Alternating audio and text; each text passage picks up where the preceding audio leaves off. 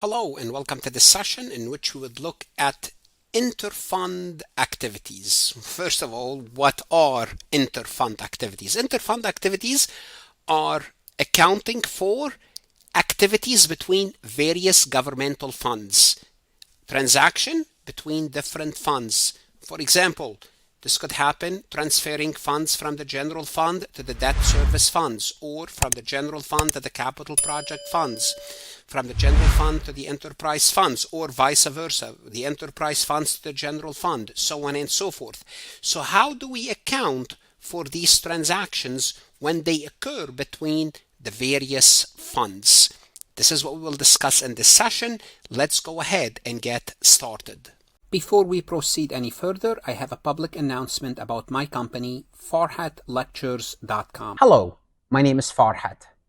You are here because you are either an accounting student, a finance student, or someone who's studying for their CMA or CPA exam. Great, you are looking for some additional help and we can help you. I strongly encourage you to visit my website, farhatlectures.com. I offer additional lectures, resources, including PowerPoint slides, multiple choice questions, in some circumstances, exercises, and true-false questions. Our material is aligned with your CPA review courses, with your CMA review courses, with your college courses.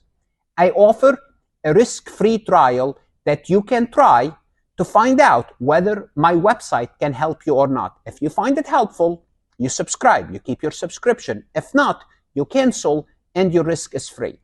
If you like this recording, if you like my lectures, you would like what's on the website, give me a chance to help you with your college courses as well as professional certification.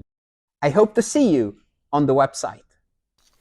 There are two types of interfund activities. We have the reciprocal interfund activities and the non-reciprocal interfund activities. And I hope you know what reciprocal versus non-reciprocal. Very similar to the concept of exchange and non-exchange. Reciprocal mean I give you something, you give me something in return.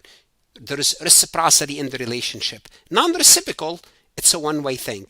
I'll give you and you don't give back, right? Non-reciprocal. I'm sure you are familiar with people who are like that. Some reciprocal and some not. So, reciprocal activities functions like an exchange transaction. One fund provides goods and services or financing, and the other party compensated with something of equal value. So reciprocal is pretty straightforward. Common scenarios for reciprocal could be payments for goods or services. For example, one fund buys goods or services from the other one at fair value. For example, the government could have an enterprise fund where they have waterworks or electricity, and one government entity pay their bill. It's intercompany transfer. Interfund loans is different. It's when fund loans money to another fund with the expectation of repayment. So I'm going to give you money. I'm going to transfer the money. I'm going to call this a loan. And when I call this a loan, the agreement is you have to pay it back. And sometimes you might have to pay me interest. It does not matter. The accounting for these is straightforward. The fund providing the service recognizes revenue. So if you are buying goods and services from another party, for example, let's assume the enterprise fund is using the internal service fund to fix their vehicle. Well, you just charge them money for fixing the vehicles. And the fund receiving the service record in an expenditure. There's just kind of, I'm providing a service. I recognize a revenue. I'm providing the service. You are getting the service. You have an expenditure. For interfund loans, well, we have the party that's lending. They have a receivable called due from other funds, some sort of a receivable.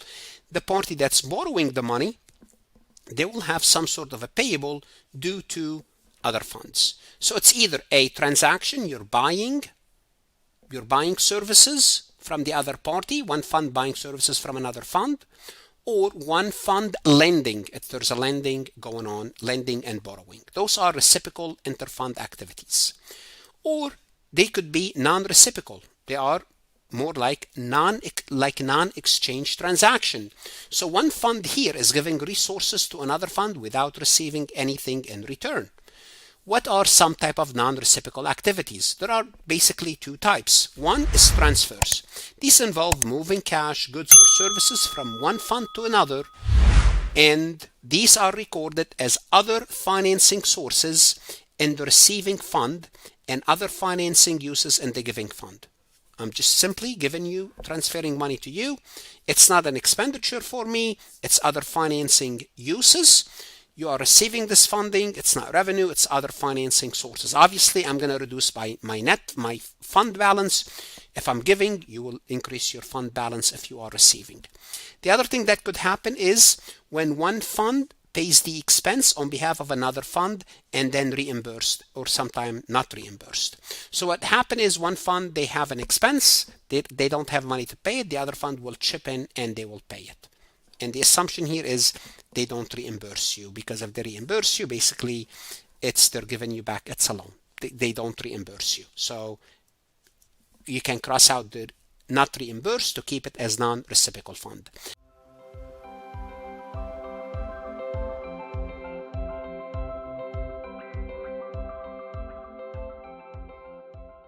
What should you do now? Whether you are an accounting student or a CPA candidate, go to farhatlectures.com for additional resources that's going to help you invest in yourself.